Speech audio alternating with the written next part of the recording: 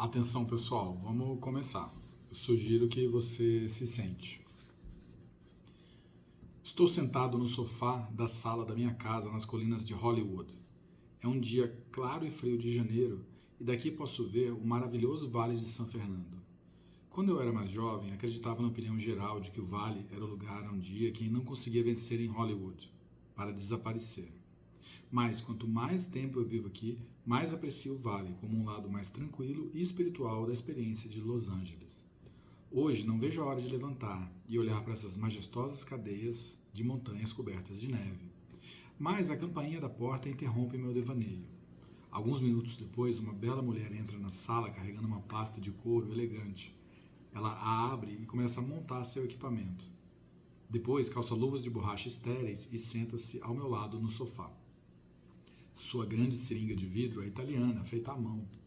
Ela é ligada a um pedaço de plástico em forma de espaguete contendo um microfiltro para impedir que as impurezas passem para a minha corrente sanguínea. A agulha é nova, completamente esterilizada e microfina. Hoje minha amiga esqueceu seu torniquete médico, então tira a meia cor-de-rosa e a usa para amarrar meu braço direito. Passa um algodão com álcool na minha veia e depois a perfura com a agulha. Meu sangue flui pelo tubo em forma de espaguete, e então ela empurra lentamente o conteúdo da seringa para minha corrente sanguínea. Imediatamente sinto o peso conhecido no meio do peito. Então me deito e relaxo. Costumava deixá-la me injetar 4 vezes em cada sessão, mas agora tomo apenas 2 seringas cheias. Depois de ela reabastecer a seringa e me aplicar a segunda injeção, retira a agulha, abre uma atadura de algodão e pressiona o pequeno orifício durante pelo menos 1 minuto, para evitar hematomas ou marcas em meus braços. Nunca fiquei com marca alguma depois de suas aplicações. Por fim, ela pega um pedaço de esparadrapo e prende o algodão ao meu braço. Então ficamos sentados conversando sobre a sobriedade. 3 anos atrás, poderia haver heroína branca chinesa naquela seringa. Durante anos e anos, enchi seringas e injetei-me com cocaína, anfetamina, heroína preta, heroína persa e uma vez até LSD. Mas hoje recebo as injeções de minha linda enfermeira, cujo nome é Sathari. E a substância que ela injeta em meu sangue é ozônio, um gás de cheiro maravilhoso que é usado legalmente na Europa há vários anos para tratamento de tudo, de derrames a câncer. Estou tomando ozônio por via intravenosa porque em minhas experiências com drogas acabei contraindo hepatite C. Bom, estou falando de Anthony Kiedis, glorioso vocalista da lendária banda Red Hot Chili Peppers, na sua autobiografia Scar Tissue, que deve significar algo como lenço de assoprar, né? Lenço de quando você chora, né? Enfim, os tradutores que me socorram. Da Ediouro Publicações, com tradução de Luiz Roberto Mendes Gonçalves e Andrea Moroni. Anthony Kiedis foi um dos ídolos da minha juventude, né? Eu tinha ali o Anjinho e o Diabinho, né? Tinha ali o Renato Russo de um lado e tinha o Anthony Kiedis do outro, né? Era Eros e Thanatos, né? Luz e sombra, introversão e a extroversão. Mas a gente vê que no fim não é bem assim, não. As instâncias se misturam. E o Anthony Kiedis, que muito me inspirava, né? Com relação àquela coisa de ser para fora, de ser alegre, de ser vivo, de aproveitar a vida, aquela coisa hedonista mesmo, e até um pouco exibicionista, a gente vê na autobiografia que a personalidade dele é bem diferente, né? Aquilo ali era uma persona, de certa maneira. Claro que não é tão definido assim o limite, né? E, cara, a vida dele é uma luta contra o vício em entorpecentes, né? É dramático, né? Eu lembro quando eu li há tempos, né? Estava relendo agora para poder gravar o vídeo e eu ficava, ai meu Deus, ele vai cair de novo, nossa, e tal. Apesar da ligação indelével da imagem dele, né, com Los Angeles e coisa e tal, na verdade ele é do interior. Acho que é Grand Rapids, não sei se é Michigan, Kansas, sei lá, algum estado caipira, e ele é filho de pais separados, ele era um garoto problema, né? Ele morava com a mãe até que ele atingiu a adolescência e começou a ficar bem complicado, né? E a mãe dele rapidamente despachou para ir morar com o pai, aí sim, em Los Angeles, né? E o pai dele ele narra em algumas músicas, né? Por exemplo, em Breaking the Girl, ele fala aquela Raised by my dad, Girl of the Day, né? O pai dele era um doidivanas, né? Que ele narra aqui no livro que o pai dele usava na mão direita a unha desse dedo do meio bem curta e a unha desse dedo mindinho aqui bem comprida. E aí eu vou deixar vocês adivinharem o porquê. Ele se mudou então para Los Angeles e ali começou, né, a lenda, né? Ele, apesar de ser um garoto problema, apesar de ser briguento, ele sempre foi muito inteligente. Inclusive, ele foi monitor de redação na escola, que nem eu. Só que eu não era garoto problema. Então eu vou ler aqui os trechos e vou comentando, né? Então vamos lá. Capítulo 3. O Colégio Fairfax. A Fairfax era um verdadeiro cadinho de culturas. Havia imigrantes chineses, coreanos, russos... Peraí que eu estou usando óculos agora, desculpe. Estou me adaptando. Garotos judeus e toneladas de garotos negros, além dos brancos. Mais uma vez comecei fazendo amizade com os mais solitários e desprezados da escola.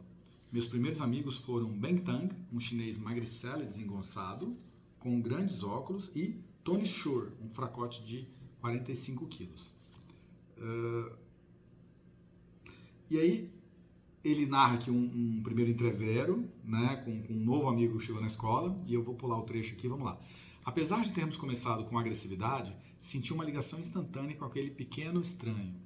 Tony me disse que ele se chamava Michael Bowsery, que logo seria conhecido fora da Fairfax como Flea, ou Pulga.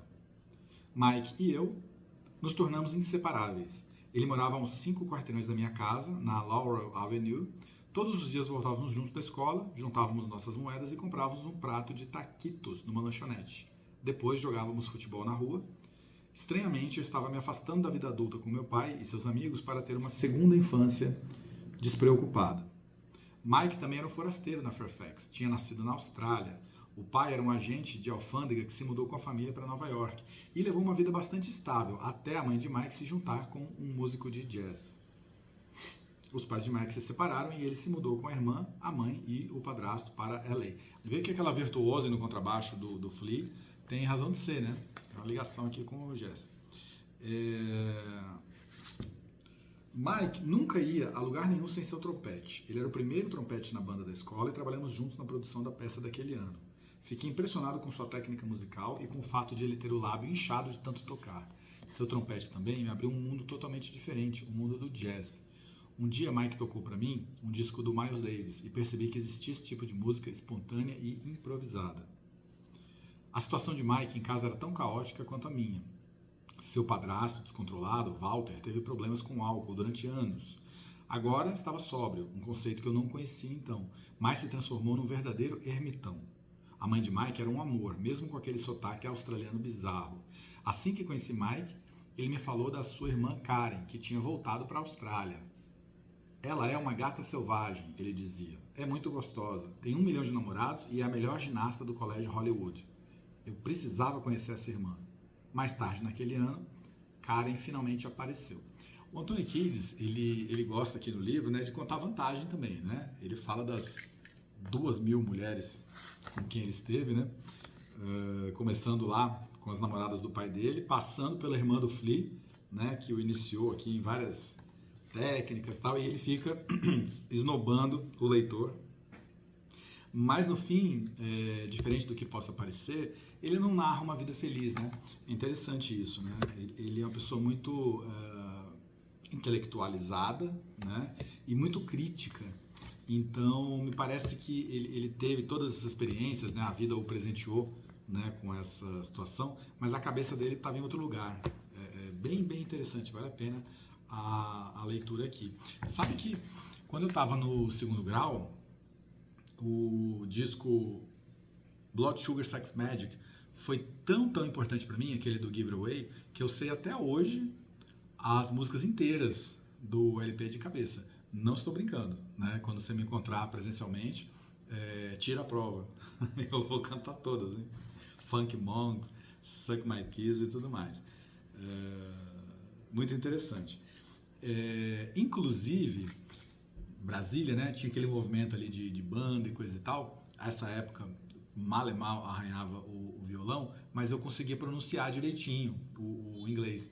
Então, chegamos ali a fazer um projeto de, quem sabe, fazer o Red Hot Chili Cover, né? E eu seria o vocalista, né? Claro que não deu certo, né? Ainda bem pra mim. E hoje eu tô aqui comentando as aventuras do meu ídolo. Bem, vamos aqui para outra parte, né? Menos gloriosa da vida do Kids, né? Que é justamente essa questão do vício. Então vamos lá. Se eu anotei o ponto certo, anotei, vamos lá. De alguma forma, eu ainda compunha música e comparecia mais do que faltava aos ensaios. Mas sem perceber, minha vida estava começando a me abandonar. Fiquei magro como um cabo de vassoura. Meu vício estava piorando e meu dinheiro diminuía rapidamente, então eu precisava penhorar coisas. Todo dia eu acordava o mais tarde possível, porque sabia que ia ficar doente da droga. Pedia $20 para Jennifer. Ela não tinha. Jennifer era uma namoradinha fixa que ele teve por um tempo, no começo do sucesso. Temos alguma coisa para vender? Eu suplicava. Já vendemos tudo. Podemos vender esse quadro? Podemos vender um extintor de incêndio? Podemos vender esse tapete? Não tem um rádio velho que ninguém usa? E eu ia à casa de penhor com qualquer coisa que encontrasse para conseguir $20 ou $30. Então comprava o material e ia para um pequeno morro que dava para a autopista. Jogava a droga numa colher, misturava com água e tomava o pico imediatamente. Quando a droga me atingia, era como despejar água numa esponja ressecada. Eu deixava de ser doente, miserável e sem vida, e passava a ser esperto e falante. Picos e vales, né? Picos e vales, né? A vida de ninguém é fácil, mas com todo respeito à opinião em contrário, né? Eu nunca vi um caso de uma pessoa que começou a se relacionar com um entorpecente e a vida da pessoa melhorou, né? Aí você vai falar, Bruno, conheço lá o fulano que toda sexta-feira ele dá um tapa e tal. Tudo bem, tudo bem. A vida dele melhorou ou a vida dele estabilizou, né? Então, desculpa aí algum preconceito, na minha opinião, é pós-conceito, né? E à medida que você vai lendo o livro, isso vai ficando assim, agoniante, sabe? Tem um trecho que ele ficou limpo, ele ficou careta na época justamente do Blood Sugar e justamente por influência ali da gravadora, da EMI em cima deles ali, né? Isolava os caras do mundo para que eles pudessem produzir, pudessem entregar o contrato. Mas logo ele caía, ele tinha recaídas, ele passava dias na fronteira do México, vivendo como um indigente, né? Assim, que o corpo se recusa a morrer, né? Teve muita sorte esse cara. Eu me lembro que ele ficou bom por uns 2, 3 anos, e aí ele teve um problema com o dente do siso. E aí ele teve de ir ao dentista. E aí a anestesia tem uma substância X que dispara o vício, né? Dispara a dependência. É físico mesmo, não é psicológico não. E ele falou pro dentista, falou, olha, tem que ser sem anestesia, porque se eu tomar xilocaína, não sei qual é a substância, e o dentista, tá bom, vamos tentar. E não dava, né? Tirar o dente do siso na marra, não dá.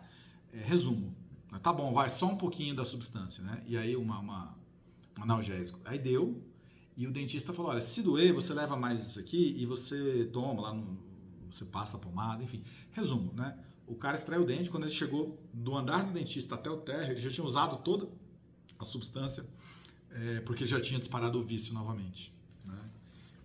É bem triste. Bom, vamos falar agora da parte mais agradável.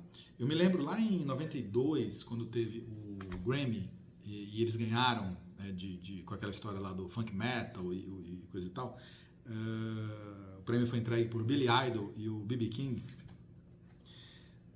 Um pouco antes disso, a banda tinha sido orientada, né, pelo George Clinton. Aqui no Brasil não é tão conhecido, né, mas é o líder do Funkadelic, né, um cara interessantíssimo. Eu recomendo que você procure no YouTube, não tanto o Funkadelic, que é mais óbvio, a música, né, mas um programa perdido lá dos anos 80, chamado Cosmic Slop, um episódio chamado Space Traders, né, que é uma crítica ali ao racismo, nessa coisa que até hoje está acontecendo nos Estados Unidos com a história da polícia da imigração e tal, né? Vale a pena, viu? Space Traders, do George Clinton. Mas vamos lá, né? Deixa eu achar o pedaço aqui do George Clinton. Perdi. Achei. Aqui. Conhecer George é amá-lo. Ele é um homem enorme, com um cabelo enorme, mas há outra coisa nele do tamanho de um elefante, sua aura. George é um cara que adora contar histórias e não tem vergonha de admitir todo tipo de comportamento estranho. Parecemos garotos no acampamento, escutando o grande mestre da experiência funk psicodélica. Além disso, George nos ensinava a importância de ser constantes. Ele caminhava pela casa dizendo: vocês sabem a minha idade e sabem que eu posso trabalhar o dia todo e a noite toda. E é por isso, é porque eu sou constante. E tal. Eu não vou ler tudo aqui porque vai ficar muito extenso, né? Mas eu gostava muito mais do Red Hot Chili Peppers quando eles queriam ser pretos, né? Essa fase mais recente, mais madura, né? De rock branco, né? É um pouco aguada, é um pouco igual a tudo, né? Era muito mais legal quando eles tinham essa mistura aí do funk, dos discos intermediários ali, Freaky Style e o Mother's Milk, o próprio Blood Sugar, né? Aí depois veio o One Hot Minute pra frente, aí branqueou, né? Aí não ficou mais tão, pra mim, né? Tão tocante. E aí, pessoal, assim, né? Um relato lúdico de um ídolo. Eu separei um trecho aqui para mostrar o espírito dele, porque ele era aquele cara que tava no hotel, ele era acordado de madrugada, uma fã, né? Arrancava a roupa dele, vocês sabem, né, o que acontecia, e ele vivia nessa vida muito louca. E aí você fala, pô, esse cara é um cara feliz, né? E aí tem um trecho em que ele narra que ele vai passar um Réveillon com a namorada, e olha só o que ele escreve, lá na Times Square, na contagem dos fogos e coisa e tal, assim que eu achar. Né? Tem um trecho aqui onde ele narra a participação do Kurt Cobain, do Nirvana, na vida deles, porque ele era muito amigo do Flea, amigo de infância do Flea, o Kurt Cobain, né? E tal. Antes do Réveillon, olha aqui o que ele fala sobre o Brasil, olha que interessante. Óculos. Eu já me encontrava bem quando fomos ao Brasil para fazer alguns grandes shows em janeiro. Era um festival de 4 noites e tocamos em noites alternadas com o Nirvana no Rio e em São Paulo. Viajamos juntos em um grande avião 747 e foi uma verdadeira festa, mas nada poderia me preparar para a recepção que tivemos no Brasil. Mesmo depois de Nina Hagen ter me contado que depois de o resto do mundo ter esquecido dela, ela podia ir ao Brasil e ser recebida como um Beatle, eu ainda não podia acreditar no fervor dos fãs brasileiros. Precisamos da ajuda das Forças Armadas para conseguir sair do hotel. Os fãs tinham uma exuberância que beirava o perigo. Não é só ele que fala isso. Eu lembro de ter lido a autobiografia do Bruce Dickinson, do Iron Maiden, ele fala a mesma coisa, né? O Ramones fala a mesma coisa, né? Que o brasileiro pega pesado. Um documentário de surf uma vez do Kelly Slater, se não me engano, ele fala que a etapa brasileira, seja Saquarema, seja lá em Jurerê, uau, né? Todo o país inteiro saía de casa, ia lá ver os caras surfarem, a praia ficava assim, intransitável, né? Impressionante. Bom, e ele narra aquela passagem, né, do Hollywood Rock 92, em que o Kurt Cobain faz um número todo especial ali em plena Globo, ao vivo, né? Cospe na câmera, aquela coisa mais tal.